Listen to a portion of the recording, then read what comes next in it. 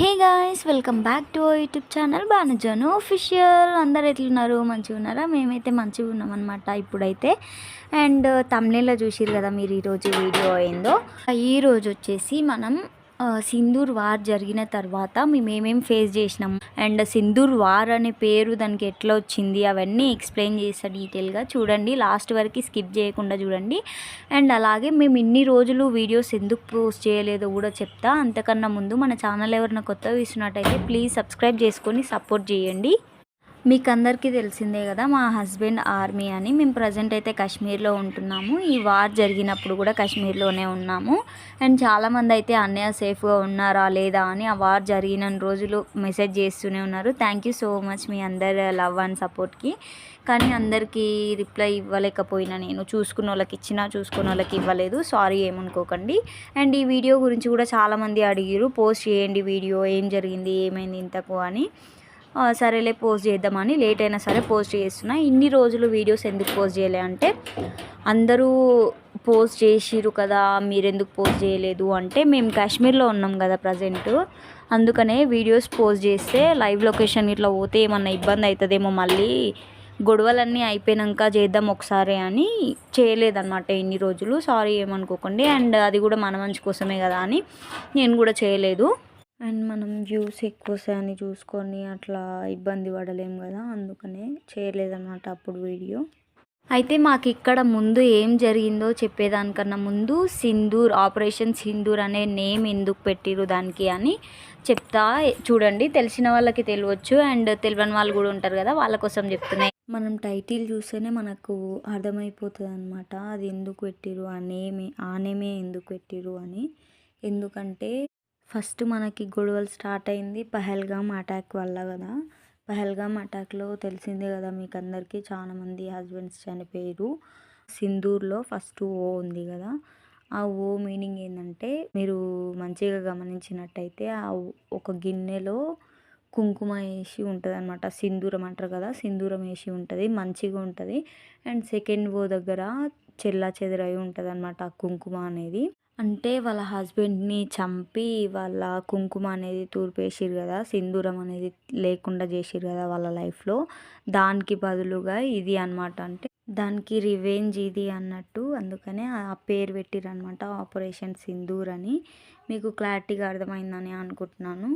అయితే పహల్గామ్ అటాక్ జరిగిన తర్వాత వాళ్ళు మన మీద కూడా అటాక్ చేసిరు కదా, ఎంబడే డ్రోన్స్ ద్వారా బాంబ్స్ పంపించి అట్లా అటాక్ చేసిరు కదా. చాలా మంది ఫేస్ చేసిరు ఆ problem. And civilians and army వైఫ్లు కూడా చాలా సఫర్ అయ్యారు.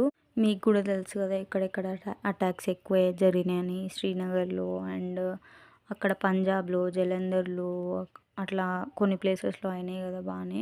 అండ్ వాళ్ళు కూడా యూట్యూబర్ అక్క వాళ్ళు వీడియోస్ కూడా పెట్టారు కదా, మీరు కూడా చూసింటారు వాళ్ళు ఎట్లా సఫర్ అయ్యారు. అండ్ ఇక్కడ మాకు వచ్చేసి 4 days జరిగినాయి కదా, నిజంగా మే 7, 8, 9, 10 days మాత్రం అందరికీ గుర్తుండిపోతాయి ఎప్పటికీ.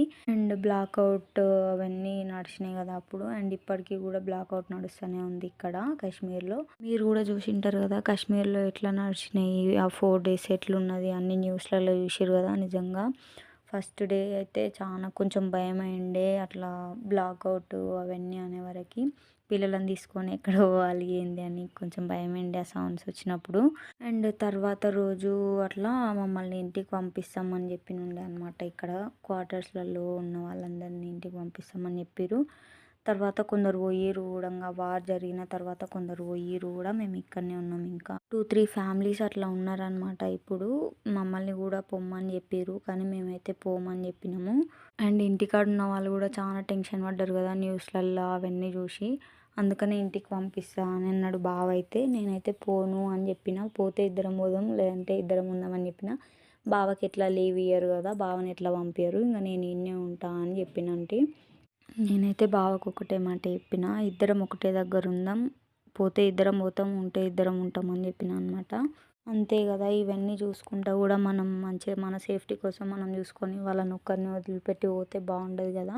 అండ్ ఈ వార్ జరిగిన తర్వాత కొందరు అంటున్నారు, ఆర్మీ వాళ్ళని అనవసరంగా చేసుకున్నాం మేము, ఇట్లాంటి ప్రాబ్లమ్స్ ఫేస్ చేయాల్సి వస్తుంది ఎప్పటికైనా, వీళ్ళని చేసుకోవద్దు ఎప్పటికీ అని చెప్పారనమాట.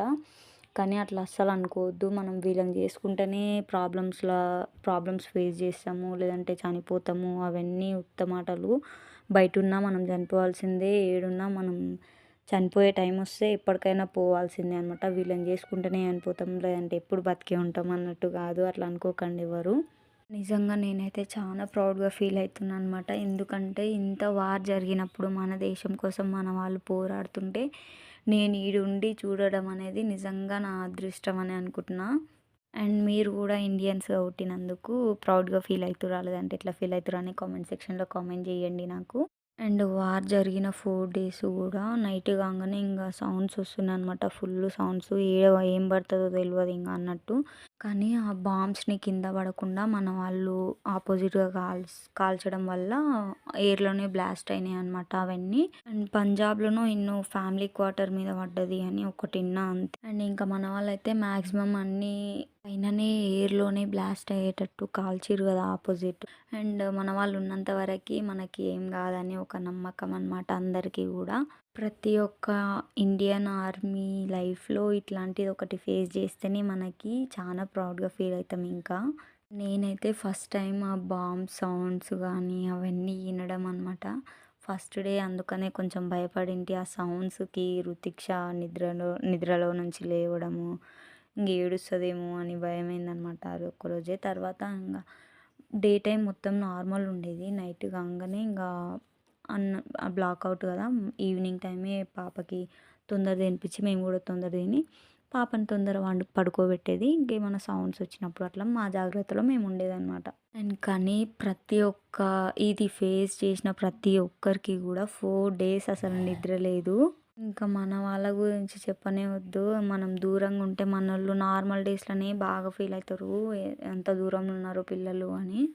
ఇంక ఇట్లాంటి టైంలో ఇంత దూరం ఉన్నందుకు ఇంక బాగా బాధపడ్డారు. అండ్ ఏడ్చిర్రు కూడా అత్తమ్మ వాళ్ళు. అందరూ కూడా చాలా బాధపడ్డారు. కానీ మేమైతే ఏం బాధపడలేబ్బా. నేనైతే నిజంగా బావ దగ్గర ఉన్నందుకు చాలా ప్రౌడ్‌గా ఫీల్ అవుతున్నా. అండ్ చాలా హ్యాపీగా కూడా ఫీల్ అవుతున్నా. ఎందుకంటే 2 ఇయర్స్ బావ దగ్గర లేను నేను. ఇంటి దగ్గరనే ఉన్నా. ఎందుకంటే జమ్మూ కాశ్మీర్‌లో క్వార్టర్స్ అలో ఉండవు. 4 మంత్స్ ఏమో ఓపెన్ ఉంటాయి అంతే 1 ఇయర్‌లో. అప్పుడు 1 మంత్ అట్లా ఉంచుకుంటారు. అండ్ రూమ్స్ ఖాళీగా ఉంటే ఇక్కడనే ఓ 2, 3 మంత్స్ కూడా బుక్ చేసుకొని ఉండొచ్చనమాట. అట్లా కదా నేను అన్ని మంత్స్ ఇంటికాడ ఉన్నా కదా! మొన్న ఏప్రిల్‌లోనే నేను ఈడికొచ్చిన. ఈడికొచ్చినంక నేను ఈడున్నప్పుడే ఈ వార్ జరిగినందుకు నిజంగా హ్యాపీగానే ఫీల్ అవుతున్నా నేనైతే. ఎందుకంటే నేను ఒకవేళ ఇంటికాడ ఉండి బావ ఈడుండి అట్లనే ఉంటే నేను నార్మల్ డేస్‌లోనే ఫుల్ ఏడుస్తా ఇంటికాడ ఉంటే. బావ ఏం చేస్తున్నాడో, తిన్నాడో లేదో అని. అండ్ ఈ టైంలో అయితే ఇంగ ఫోన్లు కూడా చేయరు కదా! వాళ్ళు సరిగ్గా తిండి కూడా ఉండదు వాళ్ళకి. అందుకనే ఇంగ చాలా టెన్షన్ పడుతుంటి. అబ్బా! ఈడున్నదే మేలు నేను అని అనుకున్నా. అండ్ ఈడికొచ్చినాక కూడా ఇంగ బావ మళ్ళీ పంపిస్తంటే ఇంగ నేను పోతానా అస్సలే పోను. పోను అని ఫుల్ ఏడ్చిన అనమాట అప్పుడు. అండ్ మా 2 ఇయర్స్ ఈడ అయిపోయింది కదా! త్వరలో పోస్టింగ్ అయితే వస్తది మాకు. అండ్ పోతాం అనే ముందల ఇట్లా వార్ జరిగింది కదా! అండ్ వార్ జరిగినందుకు వార్‌లో మేము ఉన్నందుకు ఎందుకున్నామో మేము పోయినాకనన్నా జరగలేదు అట్లా అని అస్సలు అనుకోవట్లేము. మేమైతే చాలా ప్రౌడ్‌గానే ఫీల్ అవుతున్నాం. అండ్ ఈ వార్ జరిగిన తర్వాత కూడా చాలామంది అనుకుంటారు పేరెంట్స్ ఆర్మీలకు పంపియొద్దు అని. మీ పిల్లలకి ఇష్టం ఉంటే మాత్రం ఖచ్చితంగా పంపియండి. ఎందుకంటే వాళ్ళేం తప్పు పని చేస్తలేరు కదా! దేశం కోసం పోరాడడానికే వస్తుర్రు కదా! మన చావు అనేది మన తలరాతను బట్టి ఉంటదనమాట. మీరు అనుకున్నట్టు ఆ జాబ్ చేస్తే చనిపోతారు, ఈ జాబ్ చేస్తే చనిపోతారు అన్నట్టు ఏం కాదు. ఎప్పుడు పోయేది ఉంటే అప్పుడు పోతాం అంతే. చాలామంది కూడా అనుకుంటారు ఆర్మీ వాళ్ళకి పిల్లనియొద్దు అని. వీళ్ళని చేసుకోవడం వల్ల సమాజంలో మనకి కూడా చాలా రెస్పెక్ట్ ఉంటదనమాట. అండ్ 10 మందిలో మనకి చాలా విలువ ఉంటదనమాట. మనం దేశం కోసం బతుకుతున్నామని తలెత్తుకొని తిరగొచ్చు. ఒకటి గుర్తుపెట్టుకోండి మీరు. నార్మల్ జాబ్స్ ఉన్న వాళ్ళకి ఇస్తే వాళ్ళ ఫ్యామిలీ కోసం వాళ్ళు ఆలోచన చేస్తారు అంతే. అదే ఆర్మీ వాళ్ళకి ఇస్తే వాళ్ళ ఫ్యామిలీ కోసం అండ్ దేశంలో ఎంతమంది ఫ్యామిలీలు ఉన్నాయో వాళ్ళందరి కోసం ఆలోచించి బ్రతుకుతారనమాట వాళ్ళు. మీకు కూడా ఒక రిక్వెస్ట్ అండి. మీకేమన్నా ఆర్మీ వాళ్ళు కనిపిస్తే కొంచెం రెస్పెక్ట్ ఇవ్వండి వాళ్ళకి కూడా. ఎందుకంటే మన కోసం వాళ్ళు బార్డర్‌లో ఎంత కష్టపడుతుర్రని చూసే వాళ్ళకి తెలుస్తదనమాట. అక్కడ ఉండి దూరం ఉండి మన పనులు మనం చేసుకుంటాం కానీ ఇక్కడ ఉండి చూస్తే తెలుస్తదనమాట వాళ్ళు ఎంత కష్టపడుతుర్రు ఏంది అని. ఆర్మీ అయితే ఏంది వాళ్ళే కష్టపడుతుర్రా మేము కష్టపడతలేరా అంటే అట్లా కాదు. వాళ్ళు లేనిది మనం లేము, అదొక్కటి గుర్తుపెట్టుకోండి. అండ్ నన్ను మా బావ చేసుకున్నందుకైతే నేను చాలా ప్రౌడ్‌గా అండ్ హ్యాపీగా ఫీల్ అవుతున్నా. అండ్ నా లైఫ్ కూడా చాలా బ్యూటిఫుల్‌గా ఉందనమాట. ఇక్కడున్న కాశ్మీర్ పీపుల్ అయితే నిజంగా గ్రేట్ అసలు. ఎన్ని వార్లు జరిగినా, ఏం జరిగినా సరే గానీ, వాళ్ళు మాత్రం ఒక ప్లేస్ నుంచి ఇంకో ప్లేస్‌కి మైగ్రేట్ అయితే అస్సలు గారు. మాకెందుకు ఇవన్నీ లొల్లులు జరుగుతుంటే ఎప్పుడు పోయేది తెలవదు అవన్నీ అస్సలు అనుకోరు. మన ఇండియన్ ఆర్మీ మీద, మనోళ్ళ మీద నమ్మకం పెట్టుకొని వాళ్ళు అట్లే ఉంటారనమాట. వాళ్ళు ఉండంగా మాకేమైతది నమ్మకం అనమాట వాళ్ళకి. అండ్ ఇంకా చాలా మందికి కూడా తెలవదు ఏందంటే, మేము ఈడ ఉంటున్నాం కదా ఇప్పుడు. అంటే 4 మంత్స్ ఓపెన్ ఉంటాయి అని చెప్పిన కదా క్వార్టర్స్. 1 మంత్ ఓవర్ ఉంటే వీళ్ళు పోయినాక ఇంకో ఫ్యామిలీ వస్తుందన్నమాట. అట్లా అనమాట. ఎవరైనా ఫ్యామిలీలు రాకుండా రూమ్లు ఖాళీ ఉంటే ఈడ ఉన్న వాళ్ళే ఇంకా 1 మంత్ అట్లా పెంచుకుంటారనమాట. అయితే ఫుడ్డు 4 మంత్స్‌కే, 1 మంత్‌కే ఎప్పుడు పోతామో తెలవదు. మనం 1 మంత్ ఉంటామో, 2 మంత్స్ ఉంటామో తెలవదు కదా. మరి ఆ గిన్నెలు అవన్నీ తెచ్చుకుంటామా? అవన్నీ తెచ్చుకోము కదా. మనం ఉండే 1 మంత్‌కి అవన్నీ ఎందుకు అని ఇక్కడనే ప్రొవైడ్ చేస్తారనమాట మనకి. ఫుడ్ కానీ 3 టైమ్స్ ఫుడ్డు మొత్తం వాళ్ళదే అనమాట. ఇంక రూము ఉంటే ఇంక చైర్స్ అవన్నీ ఉంటాయన్నమాట. రూమ్‌లోనే సామాన్లు, గిన్నెలు, గ్లాసులు, కప్పులు అవన్నీ ఉంటాయి. నేను క్వార్టర్ టూర్ చేయాలంటే చెప్పండి చేద్దాం. సింగిల్ రూమే ఉంటది ఈడ. కానీ బావుంటదనమాట. ఇంక 1 మంత్ ఉండి పోనీకనే కదా! సింగిల్ రూమే ఉంటది. అట్లా 3 టైమ్స్ వాళ్ళే ప్రొవైడ్ చేస్తారు. మనం ఎప్పుడన్నా టీ కానీ అవన్నీ చేసుకోవాలనుకుంటే ఇండక్షన్ ఉంది. ఇండక్షన్ పైన చేసుకోవచ్చనమాట.